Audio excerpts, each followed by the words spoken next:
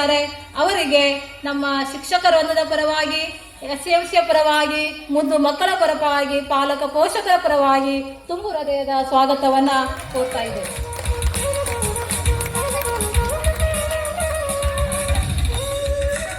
ಅದೇ ರೀತಿಯಾಗಿ ಇಲ್ಲಿ ನಮ್ಮ ಇಲಾಖೆಯವರಾದ ರಚನಾ ನಾಯ್ಕರವರು, ಆಮೇಲೆ ರಾಜೇಂದ್ರ ವಿ ನಾಯ್ಕರವರು, ರತ್ನಾಕರ್ ಕಾಂಬಳೆಯವರು ಕೂಡ ಈ ಒಂದು ಕಾರ್ಯಕ್ರಮದಲ್ಲಿ ಉಪಸ್ಥಿತರಿರಬೇಕಿತ್ತು. ಅನಿವಾರ್ಯ ಕಾರಣದಿಂದ ಅವರು ಇನ್ನು ವೇದಿಕೆಗೆ ಬಂದಿಲ್ಲ. ಆದರೂ ಕೂಡ ಅವರಿಗೆ ನಾನು ತುಂಬು ಹೃದಯದ ಸ್ವಾಗತವನ್ನ ಕೋರ್ತಾ ಇದ್ದೇನೆ. ಅದೇ ರೀತಿಯಾಗಿ ಇಲ್ಲಿ ಸನ್ಮಾನಿತರಾಗಿ ಭವಾನಿ ನಾಯ್ಕ್ ದಂಪತಿಗಳು ಅವರು ಕೂಡ ಈ ವೇದಿಕೆಯಲ್ಲಿ ಉಪಸ್ಥಿತರಿದ್ದಾರೆ. ಅವರು ನಮ್ಮ ಶಾಲೆಗೆ ಬಂದಿದ್ದು ಏಪ್ರಿಲ್ 2022ರಲ್ಲಿ ನಮ್ಮ ಶಾಲೆಗೆ ಕಾರವಾರದಿಂದ ವರ್ಗಾವಣೆಗೊಂಡು ಈ ಅಂಕೋಲಾ ತಾಲೂಕಿನ ಅಜ್ಜಿಕಟ್ಟ ಶಾಲೆಗೆ ಬಂದಿದ್ರು. ಬಂದಂತ ವ್ಯಕ್ತಿಗಳು ನಮ್ಮ ಶಿಕ್ಷಕರೊಂದಿಗೆ ಬೆರೆತುಕೊಂಡು ಇಲ್ಲಿಯ ವಾತಾವರಣವನ್ನ ಹೊಂದಿಕೊಂಡು ನಮ್ಮ ಶಾಲೆಯಲ್ಲಿ ಏನೋ ಒಂದು ದೇಶ ಪ್ರೇಮವನ್ನ ಬೆಳೆಸುವಂತ ಒಂದು ಮನೋಭಾವನೆಯನ್ನ ಇಟ್ಟುಕೊಂಡು ನಮ್ಮ ಶಾಲೆಗೆ ಒಂದು ಧ್ವಜಸ್ತಂಭವನ್ನ ನಿರ್ಮಾಣ ಮಾಡಿಕೊಟ್ಟಿದ್ದಾರೆ. ಅವರಿಗೆ ನಮ್ಮ SMC ಪರವಾಗಿ, ಶಿಕ್ಷಕರ ಪರವಾಗಿ, ಊರ ನಾಗರಿಕರ ಪರವಾಗಿ ತುಂಬು ಹೃದಯದ ಸ್ವಾಗತವನ್ನ ಕೋರ್ತಾ ಇದ್ದೇವೆ.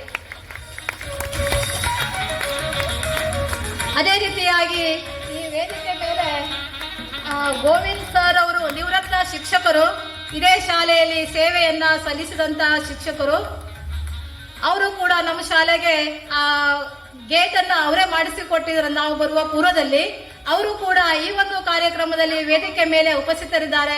ಅವರಿಗೂ ಕೂಡ ನಮ್ಮ ಶಾಲೆಯ ಪರವಾಗಿ, ಶಿಕ್ಷಕರ ಪರವಾಗಿ, ಮುದ್ದು ಮಕ್ಕಳ ಪರವಾಗಿ, SMC ಪರವಾಗಿ ತುಂಬು ಹೃದಯದ ಸ್ವಾಗತವನ್ನ ಕೋರ್ತಾ ಇದ್ದಾರೆ.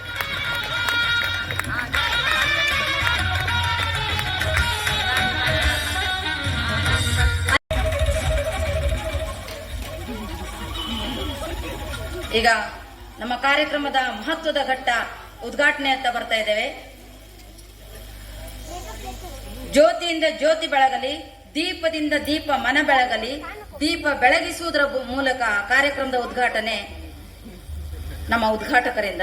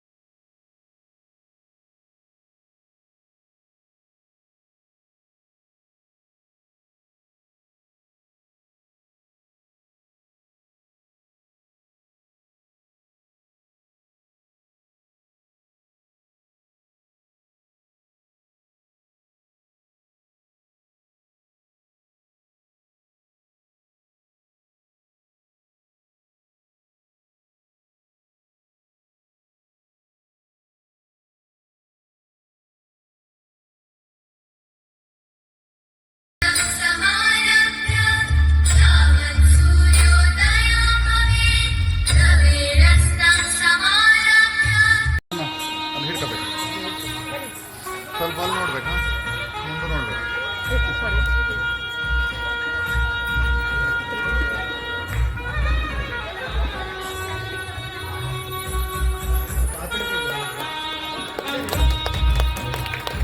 ಮೇಡಮ್ ನೋಡಿ ಆ ಕಡೆ.